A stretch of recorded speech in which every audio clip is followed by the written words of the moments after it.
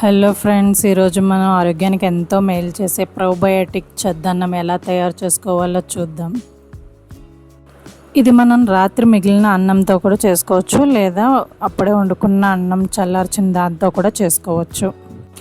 ముందు పాలుని బాగా మరగబెట్టి అది బాగా పొంగిన తర్వాత స్టవ్ ఆఫ్ చేసి చల్లార్చుకోవాలి.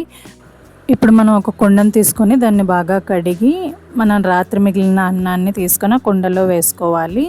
వేసుకున్న తర్వాత మనం పాలు మరగబెట్టుకుని ఉంచుకున్నాం కదండి, అది గోరువెచ్చగా అయిన తర్వాత ఇందులో బాగా అన్నం అంతా మునిగేంత వరకు వేసుకోవాలి. వేసుకొని స్పూన్ పెట్టి బాగా కలపండి.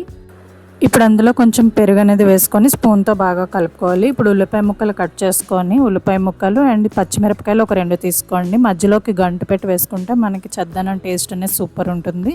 సో ఉల్లిపాయలు పచ్చిమిరపకాయలు వేసుకొని మూత పెట్టేసి మనం ఓవర్ నైట్ పెట్టుకుంటే మార్నింగ్కి చాలా బాగుంటుందండి. అంతే, చద్దన్నం రెడీ అయిపోయింది. ఈ చద్దన్నం అనేది జీర్ణక్రియకు బాగా సహాయపడుతుంది మరియు వేసవిలోని శరీరానికి చల్లదనాన్ని అందిస్తుంది. ఇలాంటి ఆరోగ్యకరమైన సాంప్రదాయ తెలుగు వంటల కోసం మా ఛానల్ను తప్పకుండా సబ్స్క్రైబ్ చేయండి. Thanks for watching.